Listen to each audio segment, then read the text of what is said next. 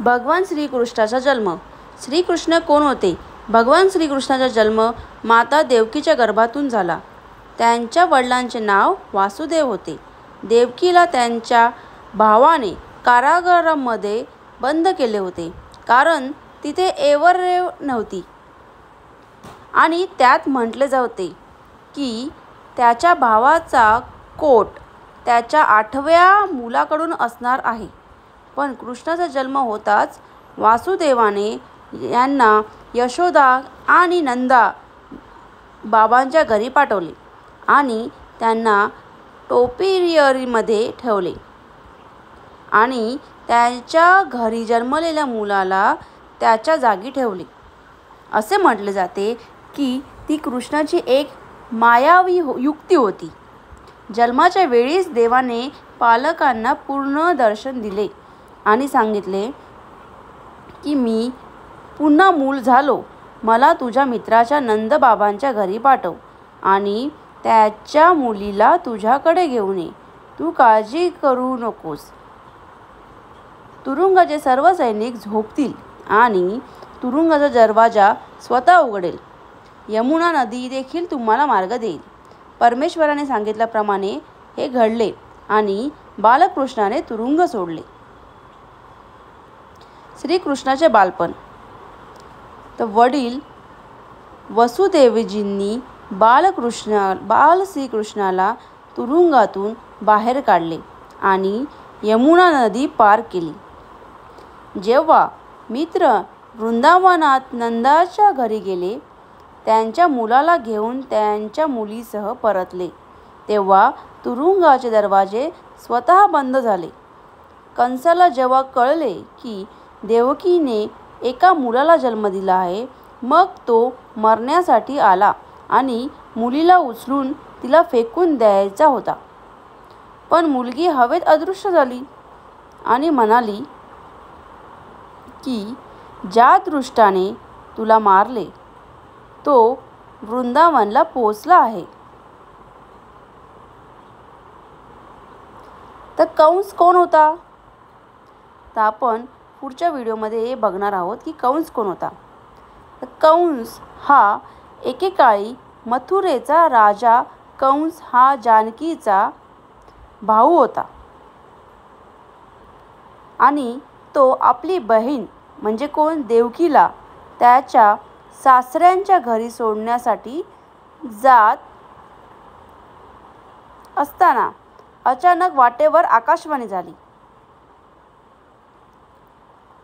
तर त्या आकाशवाणीमध्ये सांगण्यात आले होते की तुझ्या बहिणीच्या उदरातून जन्मलेला 8वा मुलगा म्हणजेच देवकी, ज्याला तू आनंदाने तिच्या सासरच्या घरी घेऊन जात आहेस, तुला ठार मारेल.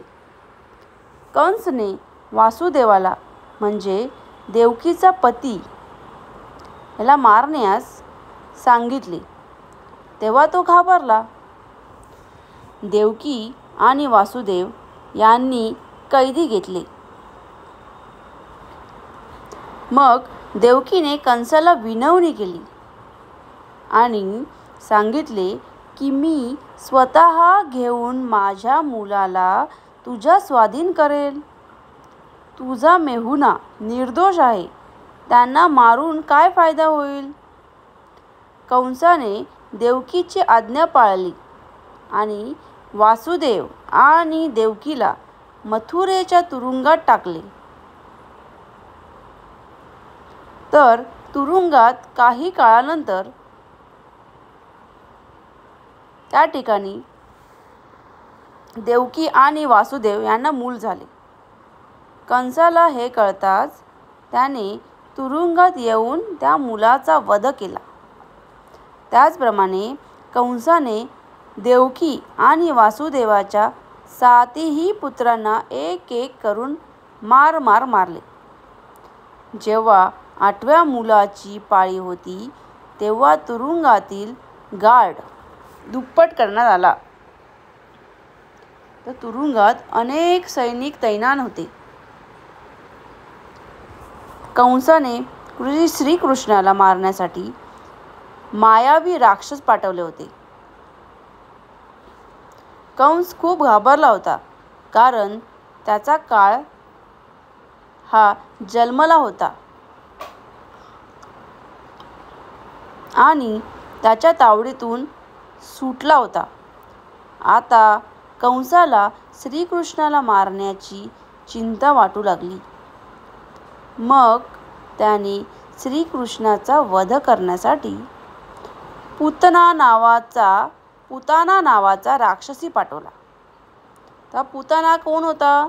तर पुतानाने एका सुंदर स्त्रीचे रूप धारण केले आणि श्रीकृष्णाला तिच्या विषारी स्तनातून दूध पाजण्यासाठी वृंदावनात नेले. श्रीकृष्णाने दूध पिताना पुतनाचे स्तन कापले. तिला दंश होताच पुतना तिच्या मूळ रूपात परतली आणि तिचा मृत्यू झाला.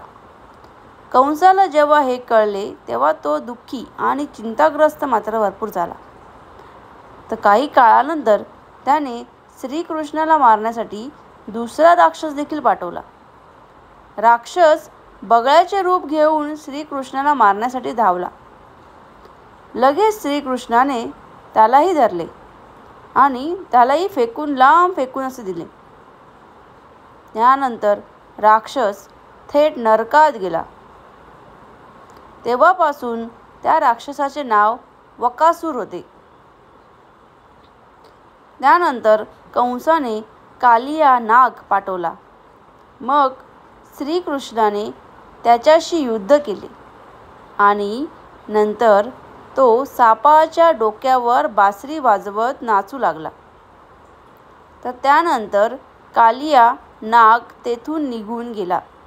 त्याचप्रमाणे श्रीकृष्णाने कंसातील अनेक राक्षसांचा वध केला. जेव्हा कंसाला वाटले की आता असुरांसोबत हे शक्य होणार नाही, मग कंस स्वतः श्रीकृष्णाला मारण्यासाठी निघाला. कंस आणि दोघांमध्ये युद्ध झाले आणि श्रीकृष्णाने कंसाचाही वध केला. तर श्रीकृष्णाची रासलीला.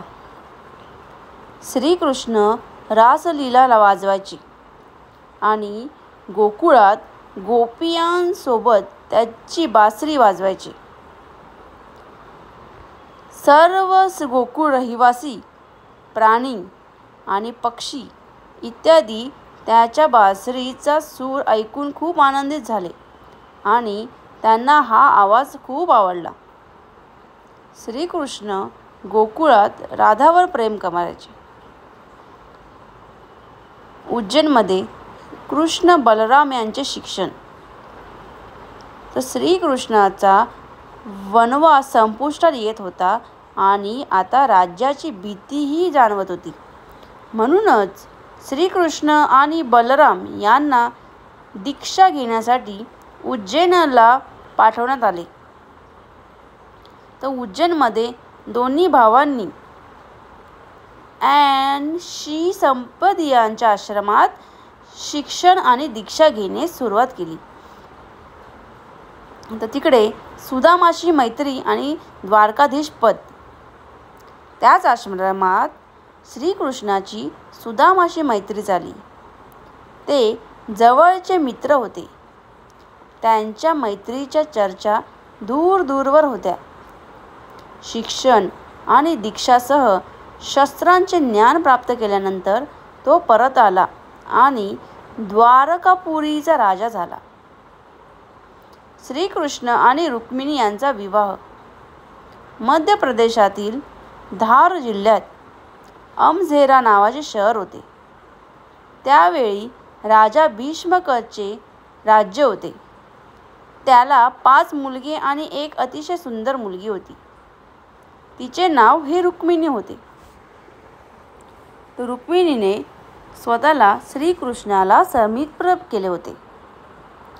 जेव्हा त्याला त्याच्या मित्रांकडून कळले की त्याचे लग्न निश्चित झाले आहे, मग रुक्मिणीला एका वृद्ध ब्राह्मणाच्या हातून श्रीकृष्णाला पाठवलेला संदेश मिळाला. श्रीकृष्णाला हा संदेश मिळताच ते लगेच तेथून निघून गेले.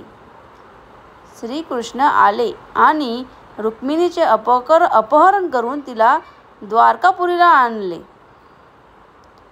श्रीकृष्णाचे अनुसरण केल्यानंतर शिशुपालही आले, ज्यांचे लग्न रुक्मिणीबरोबर ठरले होते.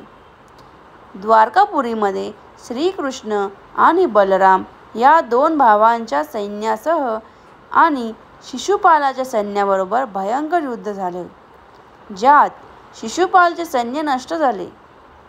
श्रीकृष्ण आणि रुक्मिणीचे लग्न मोठ्या थाटामाटात आणि धार्मिक विधींनी पार पाडले. श्रीकृष्णाच्या सर्व पत्नींमध्ये रुक्मिणीला सर्वोच्च दर्जा होता. कृष्ण महाभारतात सारथी झाले आणि श्री भगवद्गीतेचे ज्ञान आले. श्रीकृष्ण महाभारताच्या युद्धात धनुर्धारी अर्जुनाच्या रथाचे सारथी बनले. श्रीकृष्णाने युद्धाच्या वेळी अर्जुनाला अनेक उपदेश दिले होते, जे अर्जुनाला युद्ध लढण्यासाठी खूप उपयुक्त ठरले. ही शिकवण गीतेची शिकवण होती, जी श्रीकृष्णाने सांगितली होती. हा उपदेश आजही श्री भगवद्गीतेच्या नावाने प्रसिद्ध आहे. भगवान श्रीकृष्णाने या युद्धात शस्त्र न घेता या युद्धाचे परिणाम सुसूचित केले होते. महाभारताच्या या युद्धात पांडवांनी अर्धामावर विजय मिळवून अधार्मिक संपूर्ण कौरव करण्याचा नाश केला. दुर्योधनाची आई गांधारी भगवान श्रीकृष्णाला तिच्या मुलांच्या मृत्यू आणि कौरव घराण्याचे नाशाचे कारण मानत होते. म्हणूनच या युद्धाच्या समाप्तीनंतर जेव्हा भगवान श्रीकृष्ण गांधारीला सांत्वन करण्यासाठी गेले होते, तेव्हा गांधारी आपल्या मुलांच्या दुःखात व्यथित झाले आणि रागवले आणि त्यांनी श्रीकृष्णाला शाप दिला की ज्या प्रकारे माझे कौरव राजवंश आसपास लढून नष्ट झाले, त्याचप्रमाणे तुमचा यदु राजवंशही नष्ट होईल. यानंतर श्रीकृष्ण द्वारका शहरात गेले. दुर्वा ऋषींचा शाप. महाभारत युद्धाच्या सुमारे 35 वर्षांनंतरही द्वारका अतिशय शांत आणि आनंदी होती. तर हळूहळू श्रीकृष्णाचे पुत्र खूप शक्तिशाली झाले आणि अशा प्रकारे संपूर्ण युद्धवंश शक्तिशाली झाले. असे म्हटले जाते की एकदा श्रीकृष्ण सांबाने चंचलेच्या प्रभावाखाली दुर्वास ऋषींचा अपमान केला. त्यानंतर दुर्वासा ऋषी संतापले आणि त्यांनी सांब्याला यदुवंशाचा नाश केल्याबद्दल शाप दिला. शक्तिशाली होण्याबरोबरच आता द्वारकेमध्ये पाप आणि गुन्हेगारी वाढली होती. त्याच्या आनंदी द्वारकेमध्ये असे वातावरण पाहून श्रीकृष्ण खूप दुःखी झाले. त्यांनी आपल्या प्रजेला प्रभास नदीच्या काठावर जाऊन त्यांच्या पापांपासून मुक्त होण्याचे सुचवले. त्यानंतर सर्व लोक प्रभास नदीच्या काठावर गेले, परंतु दुर्वासा ऋषींच्या शापांमुळे सर्व लोक तेथे मंदमुग्ध झाले आणि त्यांनी सुरुवात केली एकमेकांशी वाद घालणे. त्यांच्या वादविवादानंतर गृहयुद्धाचे रूप धारण केले, ज्याने संपूर्ण यदुवंश राजवंश नष्ट केले. त्यानंतर श्रीकृष्णाचा मृत्यू. भागवत पुराणानुसार असे मानले जाते की श्रीकृष्ण त्यांच्या वंशाचा नाश पाहून खूप अस्वस्थ झाले होते. त्यांच्या दुःखामुळेच तो जंगलात राहू लागला. एके दिवशी तो जंगलात पिंपळाच्या झाडाखाली योगाच्या झोपेमध्ये विश्रांती घेत असताना जारा नावाच्या शिकारीने त्याच्या पायाला हरिण समजले आणि विषारी बाणाने त्यांच्यावर हल्ला केला. झारा हे उडवलेल्या या बाणाने श्रीकृष्णाच्या पायाच्या तळाला छेद दिला. विषारी बाणाच्या या छेदाचा निमित्त म्हणून वापर करून श्रीकृष्णाने आपल्या देहरूपाचा त्याग केला आणि वैकुंठ धाममध्ये नारायणाच्या रूपात बसले. देहस्वरूप सोडल्याबरोबरच श्रीकृष्णाने वसवलेले द्वारका शहर देखील समुद्रात विलीन झाले. जय श्री कृष्ण.